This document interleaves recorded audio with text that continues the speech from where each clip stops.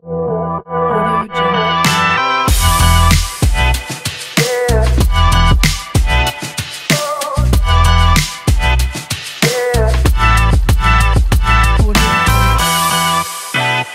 Sahabat Inspirasi, masih di Bincang Inspirasi bersama Bang Fuad. Ini tadi beliau sudah cerita tentang kuliah dari S1, S2, S3. Nah, kita mau perdalam sedikit nih waktu S3 di Jerman ya. Kan dari Indonesia, Australia, Jerman. Itu kira-kira apa yang didapat waktu itu? Pengalamannya mungkin yang bisa dibagikan? Nah ini mungkin harus menung dulu mungkin. Oh, Kalau mau detail ya. Iya, iya. Kalau mau akurat gitu ya. Tapi yang dirasakan saja memang kalau kita mungkin dari sisi kuliah mungkin bisa dibandingkan ya.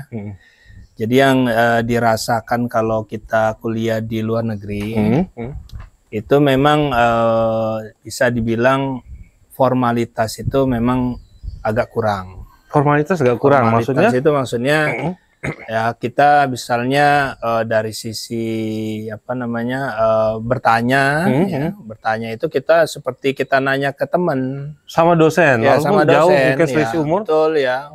Dan juga manggilnya kan manggil nama, seperti kita manggil pembimbing, profesor dan teman manggil nama semua. Kan? Bukan pakai Mister atau Sir, bukan. John. Nah, John. Ya, oh jadi lebih ngomong itu atau bicara itu lebih nyaman, ya, seperti teman gitu. Seperti teman, dan juga kita kalau kita bicara itu mereka sangat senang sekali mendengarkan. Itu yang dirasakan yang pertama. Yang kedua yang betul-betul terasa juga adalah dari sisi fasilitas. Nah, fasilitas ini maksudnya apa yang disampaikan di buku, yang dia ada penuntunnya dan sebagainya, buku, ajar dan sebagainya. Nah, itu langsung diterapkan di lapangan. Contoh, misalnya kita mau melihat nematoda atau penyakit lah ya, kecil ya, mikroskopis lah, organisme yang kecil. Nah, itu langsung pakai mikroskop elektron. Jadi bukan sekali tayangkan di Infocus gitu ya? Bukan, atau bukan mencari gambar di Google, ya? Bukan. Memang langsung lihat, langsung mikroskop namanya elektron. Mikroskop elektron itu bukannya kaleng-kaleng ya. Di Indonesia mungkin hanya 1-2 tempat ada. Nah itu ada di sana gitu kan. Jadi tingginya mungkin sebesar rumah ini mikroskop elektron itu. Ya, jadi bukan yang kecil kita lihat di meja itu, di laboratorium biasa bukan itu ya.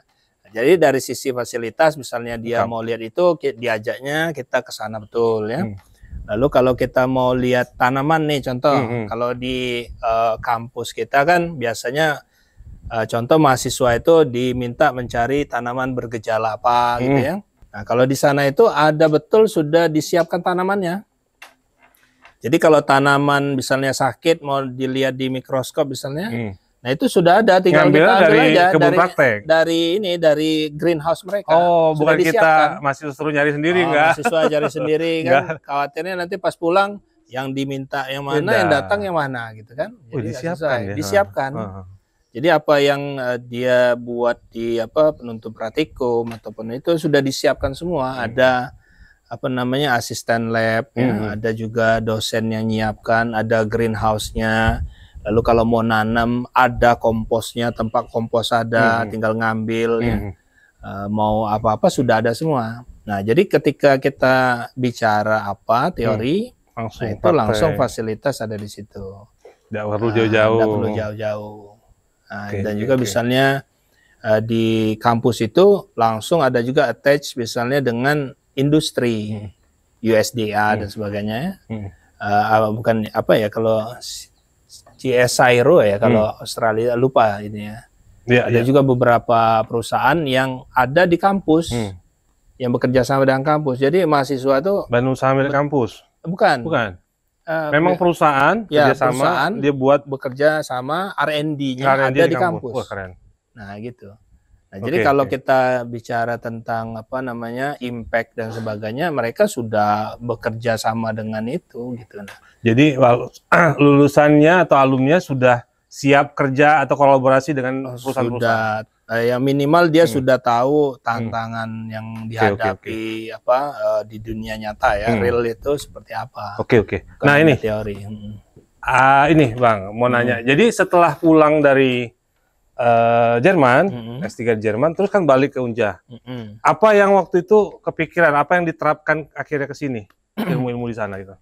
Ya jadi saat kita menghadapi kenyataan kan beda fasilitasnya ya. Kita mungkin sudah boleh dibilang tanda kutip sudah lumayan maju lah mereka ya.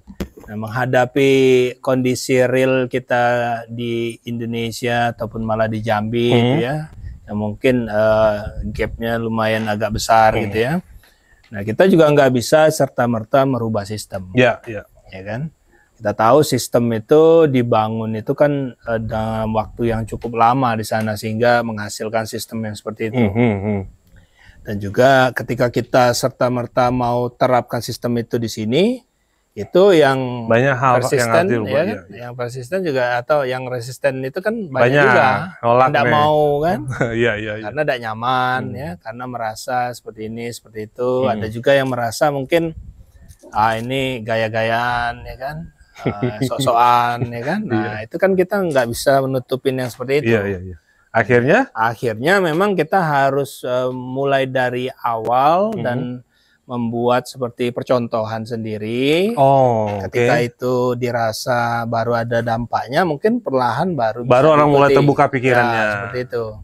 Apa yang sudah dibuat? Nah, jadi yang menarik itu kalau di pertanian itu kan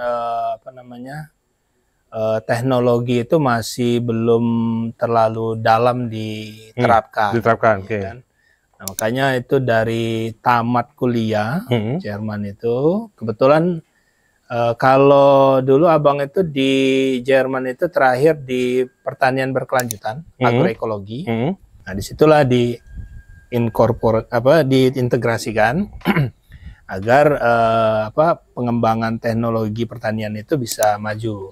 Nah, salah satu yang kita coba kembangkan pulang itu dari tahun 2016-17, kita mengembangkan yang namanya smart farming itu. Smart farming. Ya, jadi pada saat itu 2016 itu, ya mungkin kita nggak perlu sebut nama universitasnya ya, tapi universitas besar di bidang pertanian ya. Nah, itu baru menyatakan kita akan mengembangkan IoT dulu. IoT, ya. Internet of Things. Ya, Internet of Things ya. Nah, itu kan sekarang baru booming, baru mulai lihat-lihat kan. Nah, itu kita 2016 sudah mulai pengembangan prototipe dan sebagainya kan. Siap. Nanti kita perdalam lagi nih, apa itu IoT, apa itu smart farming. Jangan kemana-mana, tetap di Bincang Inspirasi.